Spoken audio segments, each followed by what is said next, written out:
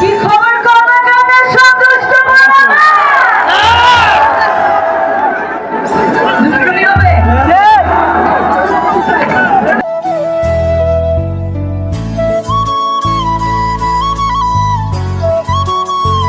Hello viewers, আসসালামু আলাইকুম। বিকে ভাইবাদা channel থেকে আপনাকে স্বাগতম। তো কেমন আছেন সবাই? আশা করি সবাই ভালো আছেন। আল্লাহর রহমতে আমি অনেকটা ভালো আছি। তো অনেকদিন পরে একটা ব্লগ ভিডিও নিয়ে আপনাদের সামনে আসলাম একটু বিনোদন দেওয়ার জন্য। তো আমার ভিডিওটি আজকে করা হতে চলেছে, তো আশা করি সবাই আমার ভিডিওটি শেষ পর্যন্ত দেখবেন। তো ফাইনালি আমরা চলে এলাম নেত্রকোনা কলমাকান্দা থানায় বৈশাখী মেলায়। আজ 14 তারিখ 2024 সাল। আমরা এসে পড়েছি মেলায়। তো মেলায় ঘুরতে আসার কারণটা হচ্ছে আজকে বড় বড় শিল্পীরা আসবে তোমার আমি এখানে রাইতে ভালোবাসি। গান করতে। তো আমরাও ভাবলাম যে আপনাদেরকে একটু শেয়ার করি গানগুলো, তাই চলে এলাম। তো আমার ভিডিওটি শেষ পর্যন্ত দেখতে থাকেন। তো ফাইনালি আমরা মঞ্চের কাছে এসে পড়েছি। এখানে দেখতে পাচ্ছি যে মানুষের ভিড় লেগে পড়েছে। তো এখানে হাজার হাজার মানুষ আছে। তো সামনে যাওয়ার পথে এই জায়গাটা কিন্তু ছিল অসাধারণ সুন্দর একটি জায়গা। তো ভালো লেগেছিল জায়গাটা দেখতে। জায়গাটা দেখার পরে এখান থেকে একটু সামনে যাওয়ার পথে এক মোড়ু ভাইয়ের সাথে দেখা হলো। তো মোড়ু ভাইয়ের সাথে দেখা হয়ে অনেক ভালো লাগলো। মোড়ু ভাইয়ের সাথে দেখা হওয়ার পরে মহিলারা বলতেছিল যে ভাই কেমন আছো, ভালো আছো নাকি? আমি বললাম হ্যাঁ ভালো আছি। তো তারপরে আমাকে জড়িয়ে ধরলো, আমাকে ছাড়তেছিল না। বাবারে বাবা, এত মোটা হয়েছে যে এর থেকে ছুটতে পারতেছিলাম না। তারপরে আমাকে ছাড়ার পরে আমি একটু সামনে যাইলাম। তো সামনে যাওয়ার পরে হুসেন ভাইয়ের লগে দেখা হলো। তো হুসেন ভাইয়ের লগে দেখা হয়ে অনেক ভালো লাগলো আমার।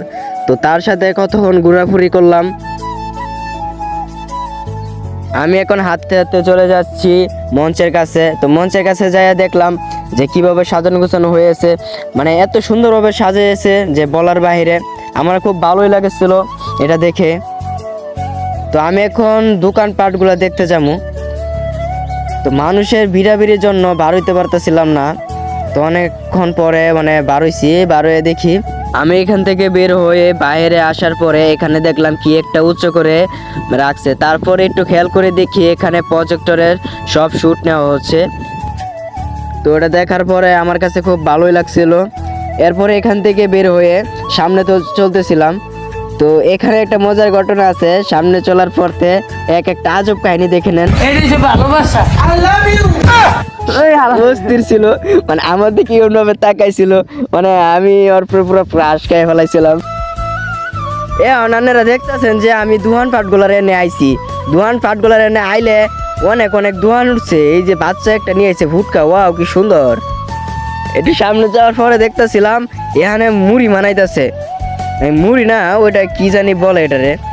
আচ্ছা যেটাই হোক, সামনে যাওয়ার পরে খুরমা তো চিনেন না, ওই বাতাসা এগুলা বেচতেছিল। অনেকদিন পরে দেখলাম আমি এই সামনে দোকানে যাওয়ার পরে দেখলাম এনে ফুটকা মুটকা বেচতেছে।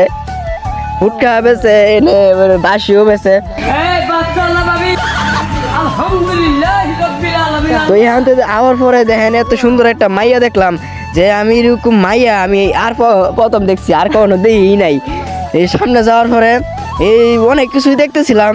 সবচেয়ে ভালো লাগছিল আমার ওই দুইটা ফুটকা, ওই যে ফুটকা যে বাচ্চাটা নিয়ে গেল ওই ফুটকাটা।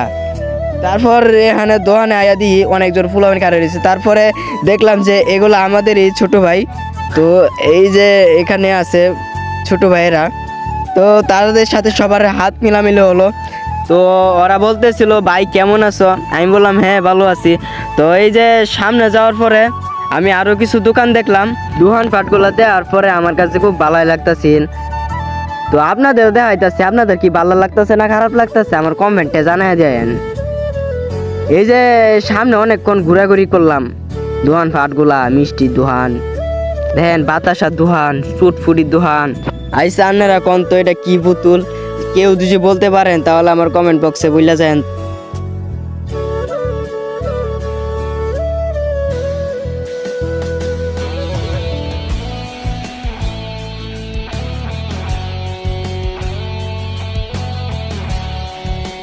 আপনারা দেখতেছেন বইয়ের দোকানের সামনে তো যাইতাছি।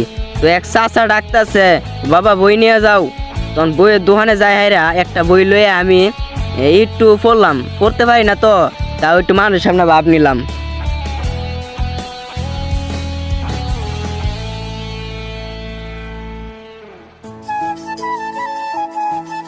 আপনারা দেখতেছেন বইটা আমি অনেকক্ষণ ধরে হাতে রাখছি, এই মানুষের সামনে ভাব নিতেছি যে আমিও পড়তে পারি।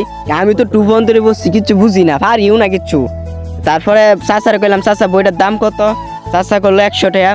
তারপর আমি আর বইটা নেই নাই।